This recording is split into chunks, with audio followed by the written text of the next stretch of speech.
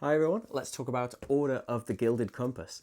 And I have wanted this in one way or another for quite a while. I remember watching the Rado run-through of Alia Iacta Est a long, long time ago and really wanting it, but it was out of print for forever. And now here it is reimagined, and it's got all sorts of things I really like the variability in it. It comes with extra buildings, so you'll always have a different game based on the buildings you pick. There'll be three of the same, but then the B and the C building will always be different, and there's quite a few variations.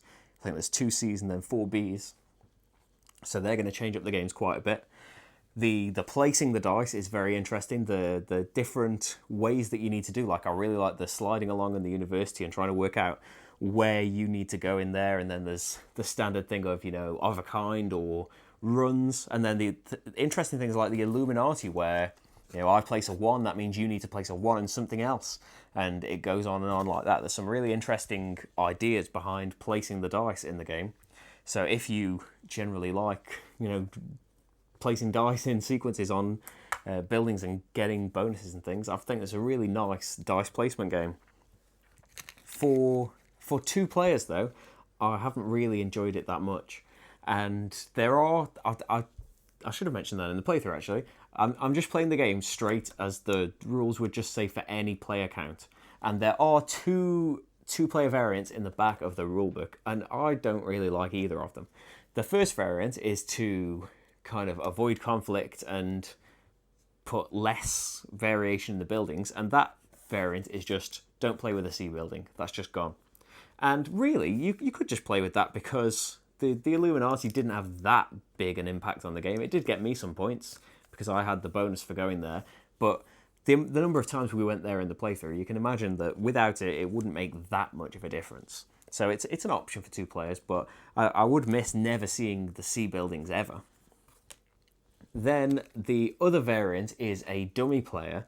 So each player has a few dice of a neutral colour, and before or after your placement, you roll the neutral ones with your dice, and then before or after your placement, you can place one of the neutral ones on a building, and it will have various effects. Usually, the neutral player will take away one of the things. So if you can make the neutral player knock somebody off the university or take somebody's majority away from one of the other buildings, that's what it's there for, really.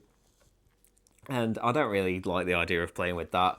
It's the game in itself does feel like a lot of the time, if you saw in this playthrough, if the things don't kind of come out in a pattern, or maybe you've got a load of purple specialists and a purple map just won't come out, then what you have to do in the round is to kind of look at what the other people are doing and try and stop what they're doing. You can kind of build yourself up a little bit and hope that things come out, but you see that there's a lot of maps that haven't come out still. There's a lot of specialists that haven't come out still. Maybe the colours just aren't going your way this game. It happens, but it does seem to turn into more of you're going to spend this round trying your best to stop the other players getting their matches, and that's completely fine.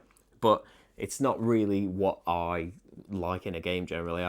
It's spending the whole time kind of thinking about, well, I can't really do anything. How can I stop? How can I actively stop you? How can I actively just take all of these things away from you? And they're just sitting there for me as well. But at least you're not getting them and getting a load of points from them. I don't really like that about it.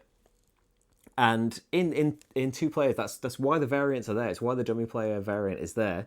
In a two-player game, it's very, very open. There's not that much kind of fighting over things. You'll fight over the maps in the archives, maybe the Treasure Hunters Guild, but usually for the Treasure Hunters Guild, you're only going to get one thing. So if somebody's clearly winning the Treasure Hunters Guild, you might as well throw one or two dice in there just so you'll get a mission thing as well. You won't get the best one, you'll get the second choice of the three. But at least you're getting something. Same for the Illuminati. Like if you've got the dice, maybe you want to just throw something in there. It's easier with the Treasures Guild or the Archives. You can take multiple maps, for example. So maybe you just want to throw a dice in there just to keep your options open later on in the game. And you do add more.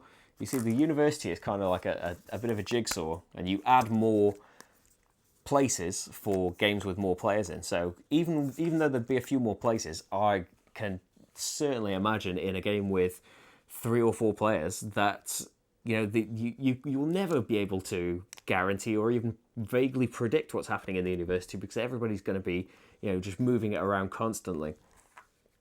So the feeling generally is I really like the ideas behind it and the variability and things, and the trying to find the right specialists to match up. And do you take the ones that are worth points anyway just to kind of hedge your bets, or do you go for the big bonuses if you can manage to get the specialist attached to them? Do you grab onto the Illuminati things and kind of hold them for later? And there's all sorts of things, sunken treasure. You saw the mission tiles mention. There's a lot of things in these different buildings, so there's plenty to keep you going in this game. But I think for us generally, the feeling has been that we weren't really enjoying it very much when we were playing it. Maybe that's down to it being so open in 2-player, or that one of us was usually one of us was, oh, there's nothing good for me this time, so I suppose I'm going to have to take this. Like there's nothing good out here for me, so I suppose I'm just going to take the thing that's good for you. So yeah, it's not been one for us, unfortunately.